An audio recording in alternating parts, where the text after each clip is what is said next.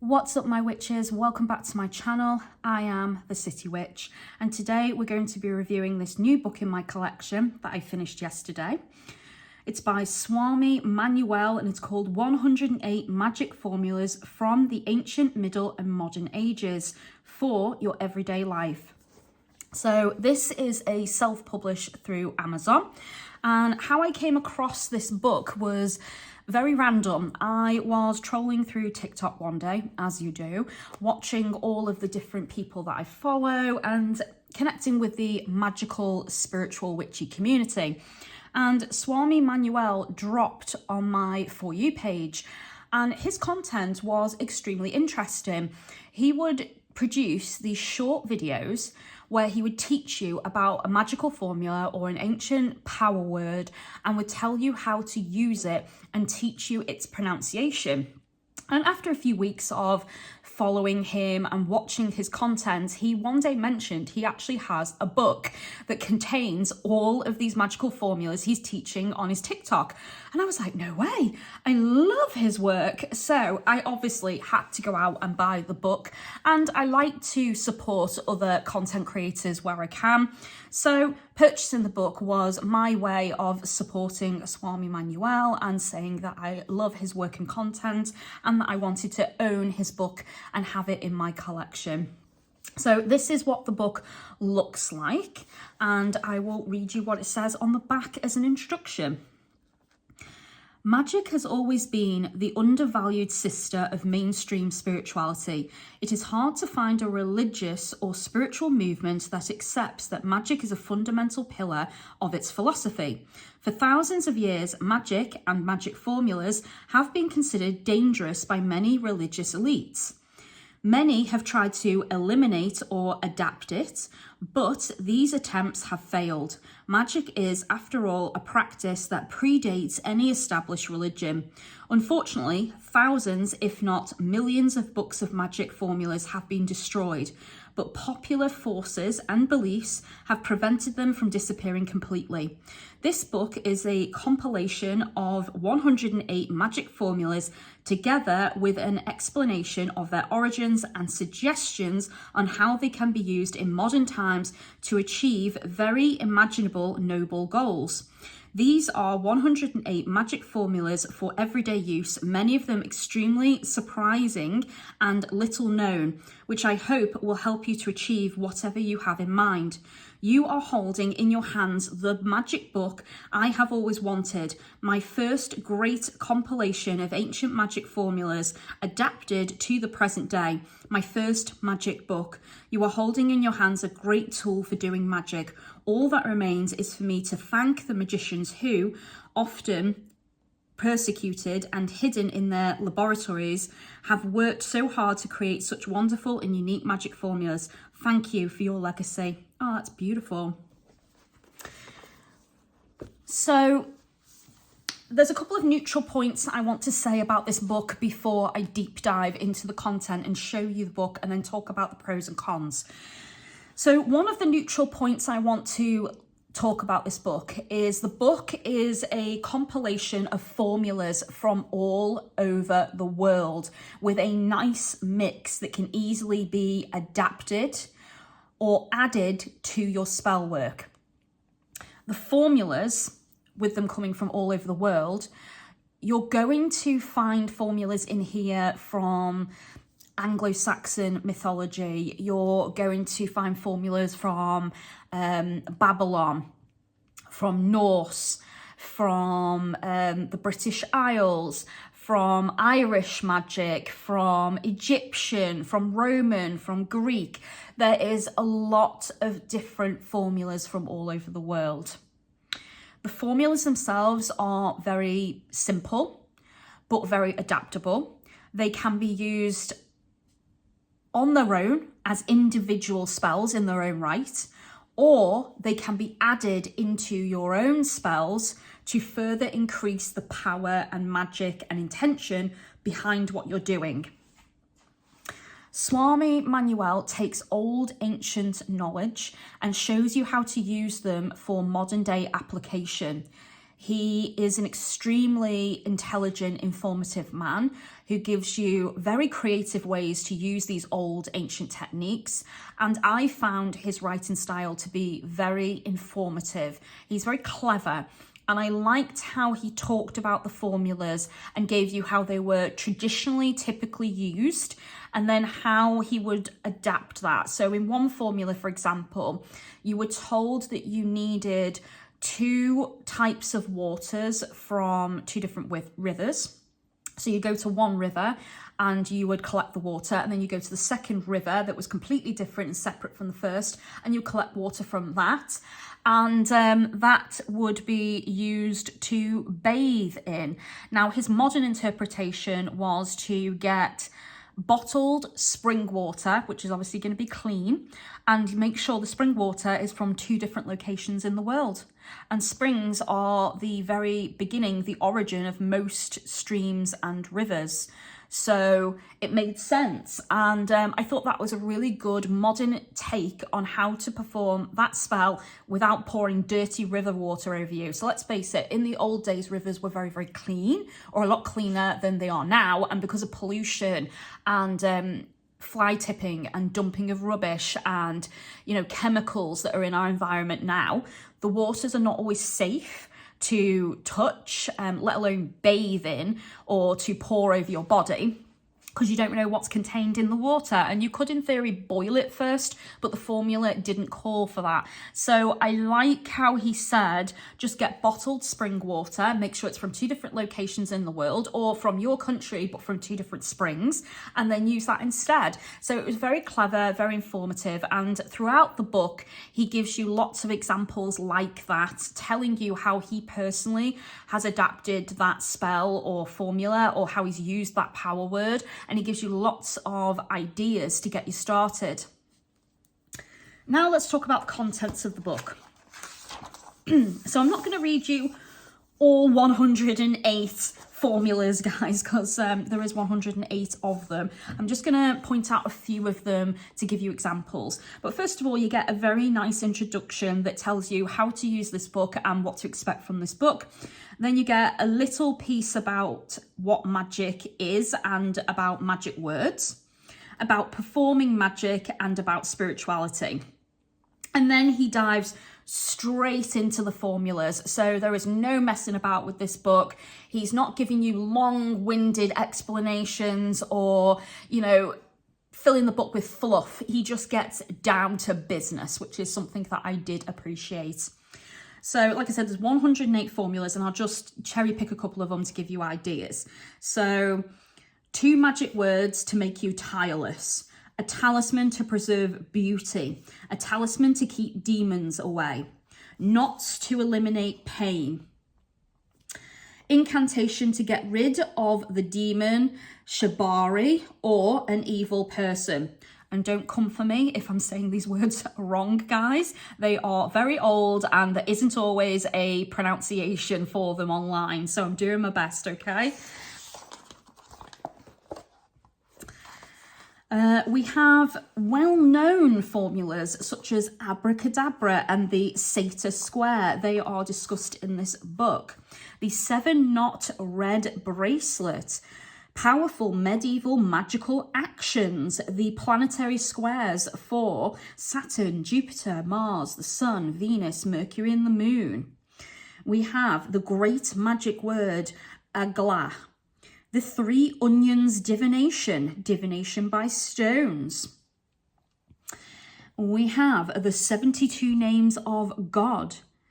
We have magic symbols against pain, magic symbol for being invisible, magic signatures, magical facts about the number 7, heavenly letters, the mantra that attracts abundance, Anglo-Saxon ritual to the sun for abundance, liberation ritual to stop thinking about someone or to get away from someone, candle divination, magic symbols for abundance, 3 magic words to escape a prison, magic words to summon a person.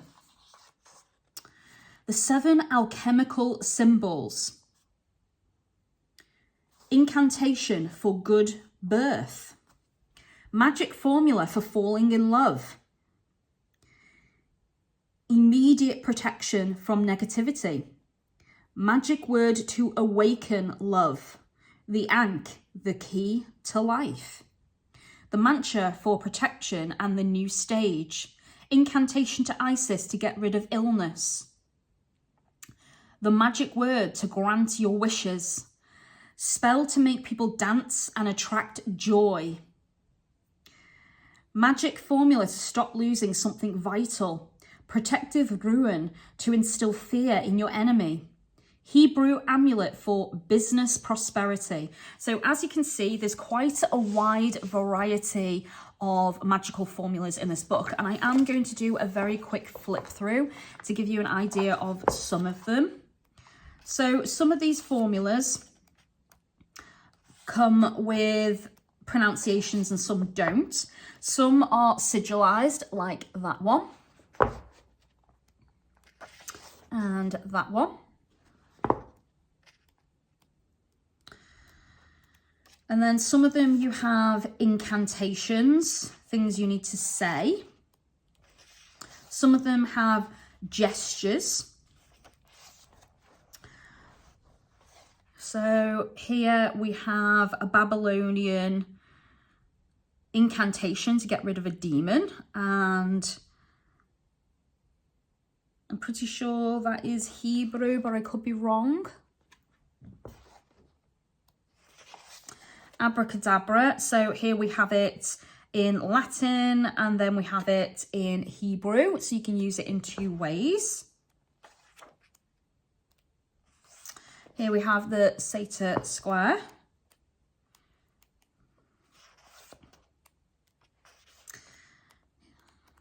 As you can see, we have the planetary squares. Oh, I want to show this one. So this one is the figure magic hand defense technique, and it shows you how it should look and then describes it as well, so you know how to implement it. And if you practice this to heart, so it's to memory, you can use this at any point in everyday life. There are talismans and seals in this book. Let's see. And there's one incantation there for Mother of the Earth.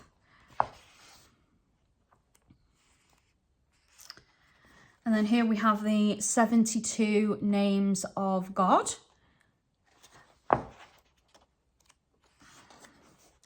Magic symbols against pain. So sometimes you're working with a power word.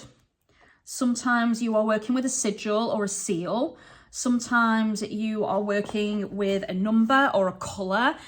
Sometimes there are hand gestures or breathing techniques or motions that he wants you to do that match some of the things in this book. Sometimes they are formulas like that.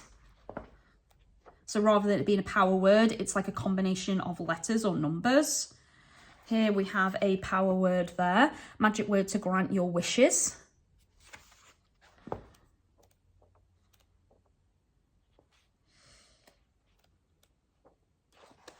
Again, more sigils. So there's a lot in this book. Oh, and one of the things that I did want to show. So when you get a formula, there is always an empty page.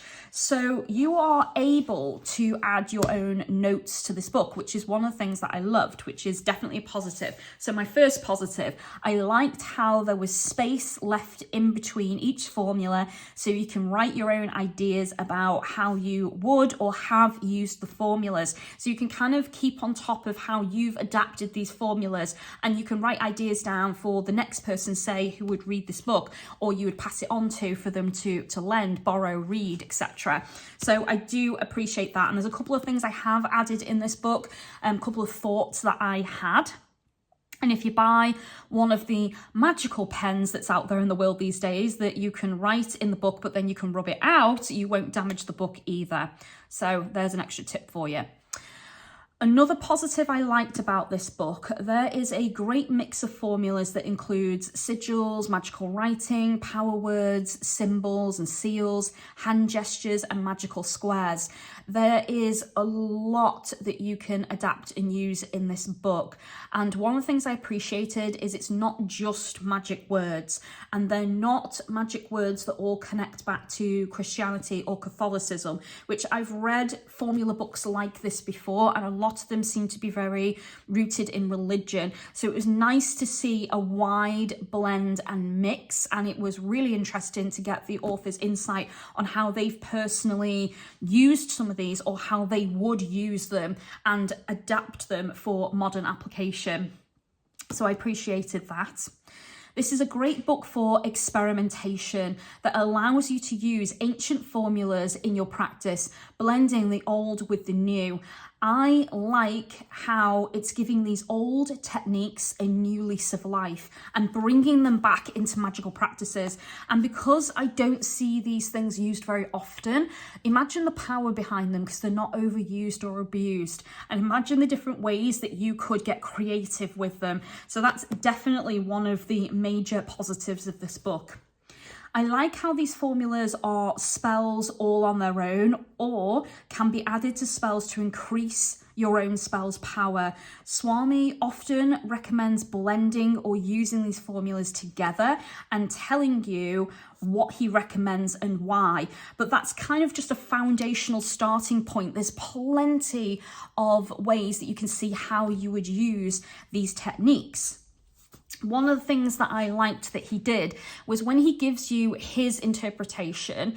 So there was a particular spell in this where he talks about working with a particular deity or spirit, and I kind of went, oh, I know what I would do for that one because it's a house protection. I'd work with Hestia for home and hearth, and because it talks in the formula about beseeching your gods, it's very specific to you. And I was like, well, Hellenically, I pray to Hestia for home and hearth and home protection. So I would probably incorporate that into a spell or a ritual that involves her. So that's one way I would adapt one of the formulas in this book. In many of the formulas, he talks about writing them down on, exercised parchment paper in red ink, and then adding some of the symbols from other formulas in this book to further empower it, rolling it up and then tying it with red thread and either keeping it on your person or placing it in certain places. So there was a home protection where he mentioned keeping it near your front door. And I was like, I would probably pin it above my front door, or I would hide it under the doormat.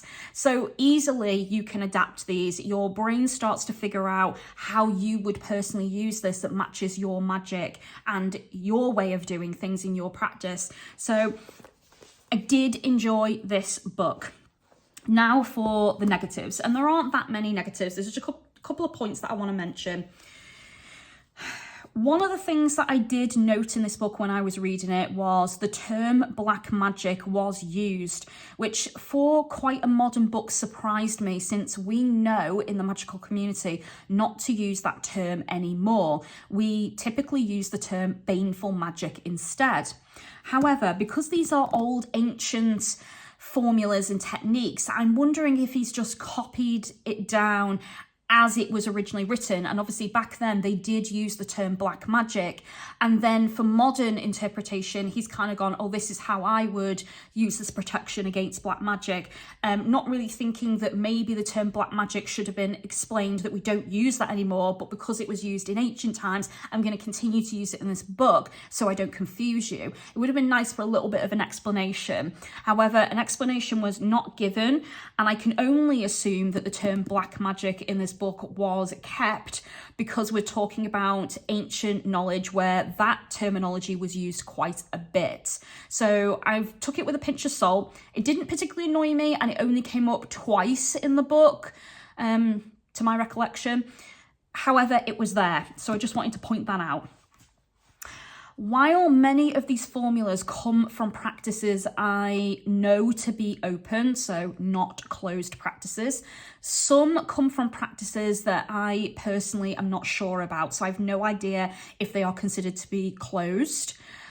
So I would recommend double checking some of the information in this book before using some of the formulas, just to avoid the risk of using something that's been taken completely out of context or has not been fully understood. Because obviously if something's been taken out of context and you don't have all the necessary information, you could be using a piece of something that is much bigger and more complex and not realizing the implications and the dangers behind it. So I would recommend just doing a tiny bit of research on some things you're unsure about. A couple of the formulas listed are not actually formulas at all, but instead just information, such as formula number 77, which is called Magical Facts About Number 7. So it's literally just magical facts about the empowering number 7, because the number 7 is used a lot in magic and the occult. So it's just information about that number. However, it's not a formula in itself, but it's information you can use to create your own formula. And then also another formula was formula 21, your secret name. So that one actually bugged me a little bit, because in ancient times, typically when you were performing rituals, magic, you would have a magical name. And it's also called your lunar name or your secret name. And although Swami talks about it in chapter 21, he doesn't actually give you a way to find out what your lunar name is or to create your secret name for yourself and any ancient techniques on how to do that. He just mentions it, and it's just a small chapter on talking about the secret name and why it's important. Now, the idea behind the secret name is you have an everyday name. So, you know, as an example, my everyday name is Leah, and people know me by that name. However, in spell work, names hold power. So if someone has your full name, your date of birth, your photo, we know that can be used as a powerful tag lock. But if you have a secret magical name, that actually binds your magic and hides you and offers a layer of protection to your spell work. So it doesn't matter if much if somebody has your full legal name, because it's not your magical name, it's not your secret name. Your secret name is given to you in secret so that you can protect yourself from magical attacks. So that's typically what it was used for. However, although that's mentioned in this book, I would have liked an actual formula for how do you discover your secret name? How do you find out what your lunar name is? How would you go about designing your magical name? And you could just give yourself a magical name, sure, but your lunar name actually ties in astrologically with your birth chart and actually is given to you at the moment of your birth. So it's like celestial, and it connects with the heavens, and it's very precise to you, making it very, very powerful. So I would have preferred that to have been fully included in this book. Now, I know how to discover the secret name and the lunar name. I've done it. I did it many, many, many years ago. However, for those reading this book, I can imagine that particular formula be annoying because it's not been included. However, Swami does point out that he wrote a book on magical numbers, so kind of like a numerology book, and he included how to find your secret lunar name in that book. So there was a little bit of self-advertising going on there, which didn't bother me, but it kind of made me go, so he's pushing his other book a little bit. But I did get to the end of this and go, you know what, I would buy more of his work because he was fantastic. So I probably will be buying that book. And if anybody would like me to do a video on how you find out your secret name or your lunar name, then please drop me a message. Or when I read his other book and do a video, I will talk about it in that. And the last point I want to talk about is some of these formulas do call upon deities or spirits for them to be effective, such as Isis, Ra, Jesus, God, Lakshmi. While I appreciate that in ancient times some of these formulas were used to call upon deities or spirits, it might be best to forge a proper relationship with these spirits or beings first before you use the formulas that do call upon them.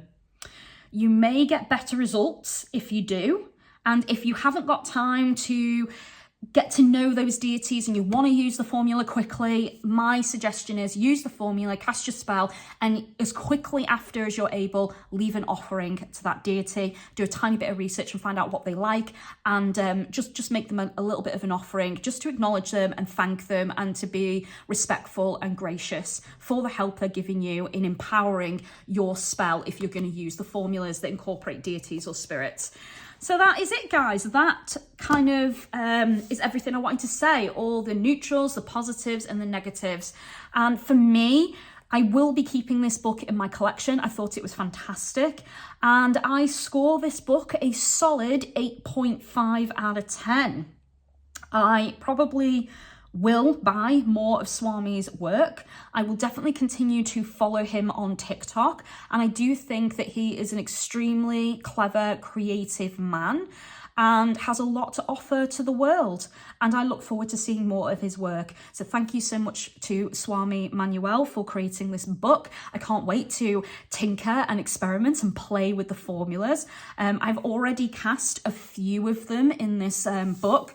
One of the ones I chose to use was a formula for empowerment, and I actually am wearing it right now in a locket around my neck because he says to keep it on your person. So I was like, oh, well, I'm going to put it in my magical locket. So that's what I did. For those of you out there who have poison Victorian rings, you could fold it up and pop it in your ring and wear it on your hand, especially if it's your power hand where you send magic out into the world. If you were wearing it on your power hand, on your power finger, and you pointed that energy out, imagine the results. So there's another little tip for you guys. So I hope you enjoyed this book review. Thank you so much for watching, and if you enjoyed it, please remember, give me a thumbs up, click the bell, and YouTube will tell you when my next video comes out. If you'd like to offer light, love and support to my channel, you can do that through my Amazon wishlist or my PayPal link, and I do appreciate everybody who chooses to support me. If you'd like to get in touch with me for any of my magical services or for my divination services or healing, or you just simply want to chat or ask me any questions, you can find me on Facebook, Instagram, X, Tumblr, and via email, and all the links are provided, guys. Thank you so much for watching to the end and supporting me. I do appreciate it, and I will see you in my next video. Many blessings, take care of yourselves, and I'll see you soon. Blessed be.